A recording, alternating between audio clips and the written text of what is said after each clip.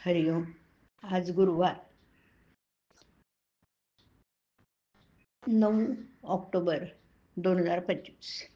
सद्गुरू ब्रह्मचैतन्य गोंदवलेकर महाराज यांच्या प्रवचनाचा आजचा हा भाग.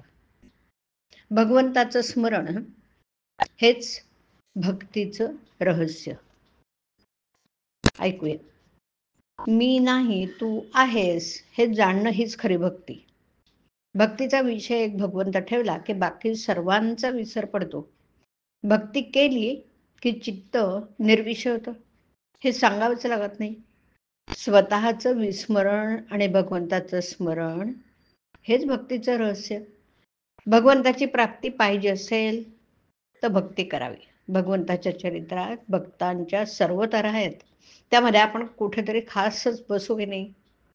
भगवंताने त्या सर्वांना समाधान दिलं, मग ते आपल्याला का नाही मिळणार?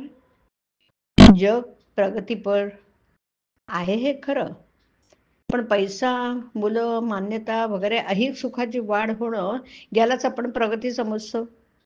भगवंताची भक्ती ही खरी प्रगती. ही प्रगती बाहेर दिसण्यासारखी नाही. भगवंता वाचून यश हे अपयशच समजावं.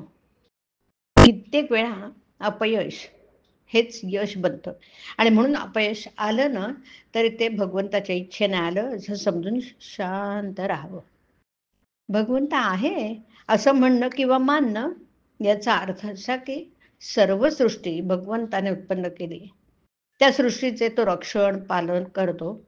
सृष्टीमध्ये अनेक समूह आहेत, त्याच्यामुळे त्याचे रक्षण सुद्धा पालन तोच करतो. त्या समूहांपैकीच आपण एक जीव आहोत. आपलंही रक्षण आणि पालन तो सदा करीत आहे.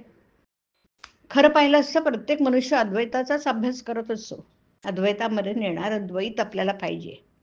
भगवंत म्हणजे सगुण परमात्मा असा आहे की तो वेगळा दिसतो खरा, परंतु भक्ताला तो आपल्यासारखा करून घेतो.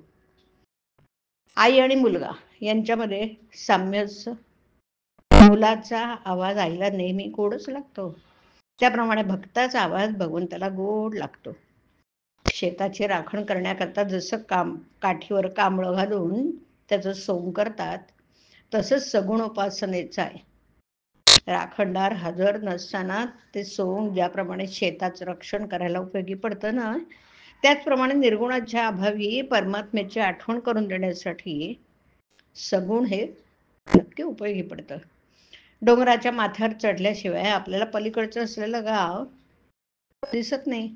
तसं सगुण रूप झाल्याशिवाय निर्गुण होता येत नाही. जो भगवंतावर अवलंबून आहे तोच खरा स्वतंत्र. भगवंताचा ध्यास लागणं म्हणजे तद्रूपच होणं आहे. भगवंताची प्रीती याचंच नाव भक्ती.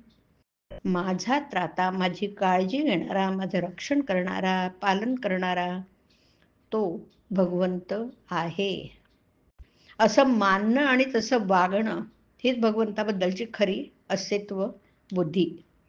आपले स्वतःवर जितकं प्रेम आहे त्याच्यापेक्षा जास्त प्रेम भगवंतावर करणं हीच खरी उपासना आणि हेच जीवनाचे सर्वस्व.